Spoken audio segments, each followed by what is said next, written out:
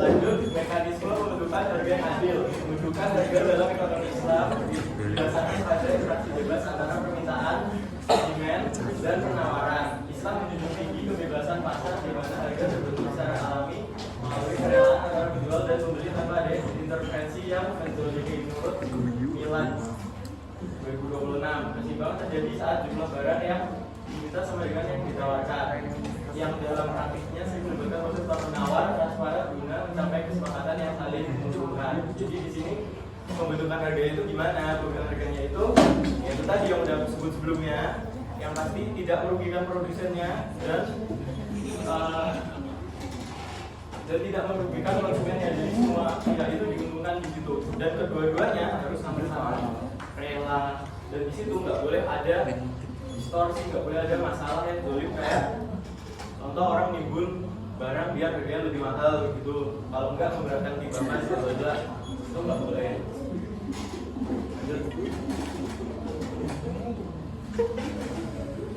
Ya ini lanjutan yang tadi faktor pembentuk harganya. Mekanisme harga dipengaruhi oleh stok barang, lokasi geografis, suatu konsumsi dari rakyat ke kualitas. Nah kalau ini faktor-faktornya ini masih boleh buat naikin harga barang karena apa?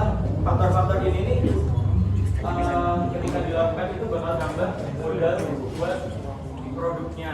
Contoh kayak kita mau jual sepatu nih harganya 500.000, cuman karena kita jualnya jauh dari tempat kita, dia bisa jadi 550.000. Nah, buat apa? Buat ongkir gitu kan.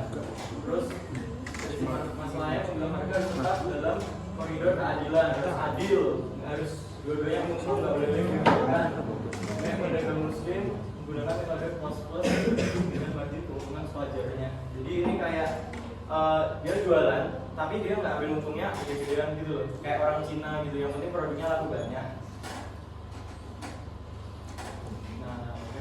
Cara distorsi harga yang adil hanya lahir dari pasar yang bersih. Jadi itu tadi nggak ada manipulasi, nggak ada kesalahan di situ.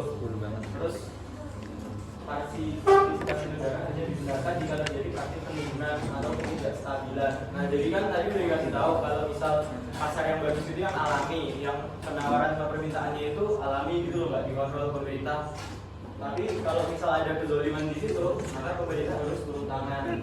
Kenaikan harga karena kelangkaan alami dianggap sah secara syariat, namun rekayasa pasar dianggap cacat moral. Nah itu tadi, kalau misal barangnya langka, ya wajar itu harganya naik nggak apa-apa. Tapi kalau misal ada kezaliman di situ, nggak boleh. Contohnya apa? Contoh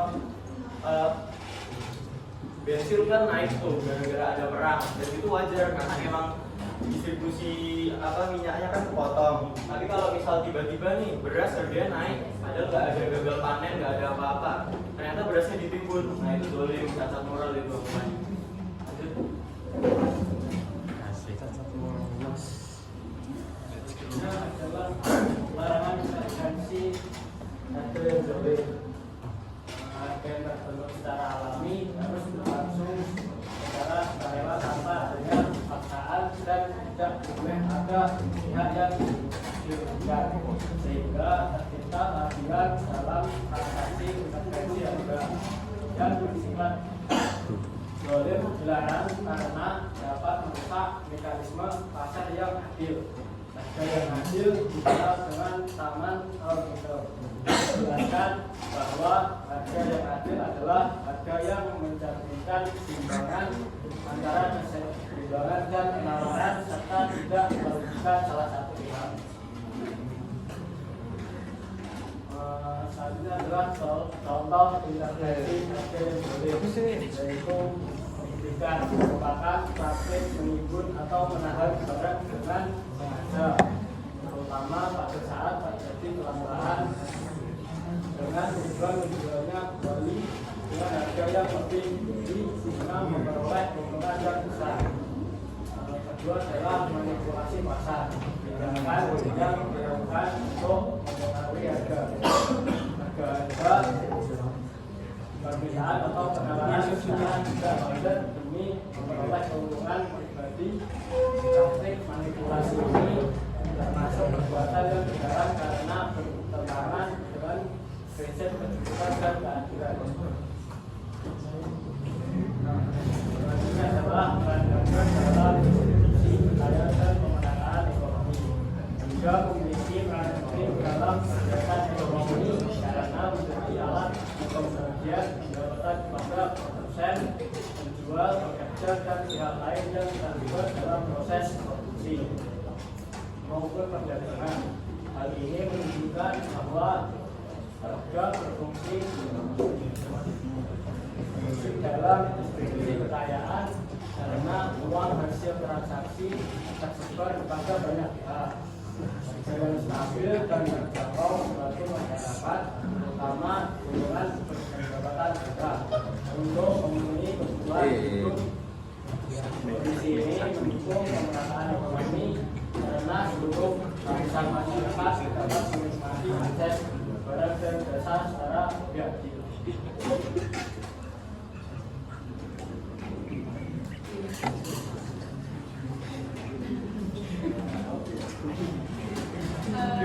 Selanjutnya analisis dalam berupa perubahan harga terhadap kesejahteraan masyarakat.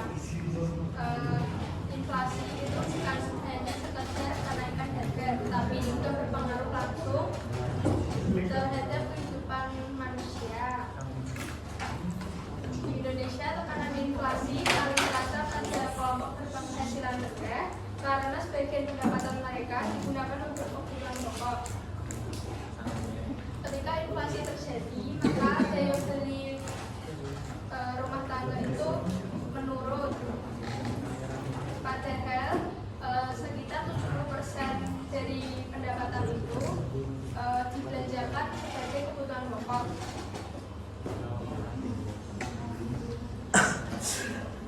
Kemudian penduduk urban mengalami kenaikan biaya hidup secara nyata, sementara masyarakat rural cenderung bergantung pada produksi pertanian atau kebun sendiri. Meskipun strategi tersebut belum mampu sepenuhnya menangkal beban ekonomi, banyak keluarga menggambarkan kondisi mereka saat ini sebagai upaya sekadar bertahan hidup, bukan berkembang.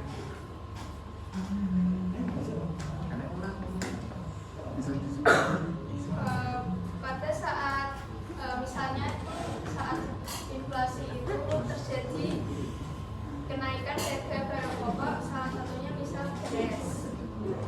Saat harga bahan pokok meningkat, petani sebagai produsen juga berdampak pada kenaikan kebutuhan pokok. Kenaikan harga beras tidak meningkatkan kesejahteraan petani, misalnya di Nagari Payangkalan, akibat keterbatasan lahan garap, melonjaknya biaya pupuk, dan merosotnya hasil panen. Pola konsumsi masyarakat petani justru tidak terganggu oleh kenaikan tersebut. Sebagai alternatif, petani mengganti mengonsumsi nasi, beras dengan menggunakan ubi. Hal ini memungkinkan mereka bertahan hidup dengan keadaan stabil meski harga telah meroket. Kemudian solusi Islam yaitu tasydid atau harga darurat, maksudnya adalah pemerintah menetapkan harga terhadap barang-barang di pasar guna menghindari ketidakadilan atau kelangkaan.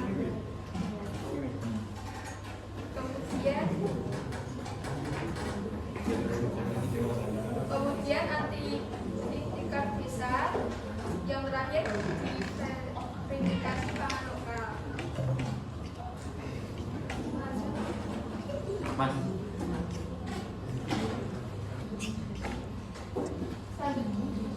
Lu. Selanjutnya studi kasus kebijakan dalam perspektif ekonomi Islam.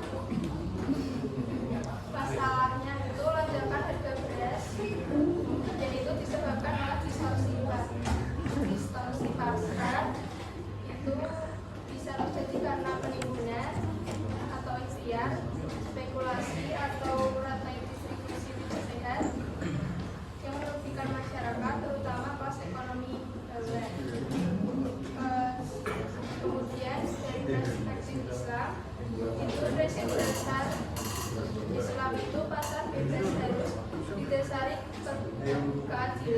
itu ridho sama ridho. Larangannya itu penimbunan karena hukumnya haram dan menzalimi orang banyak. Intervensi negara berdasarkan kaidah 12 Taruhu Imam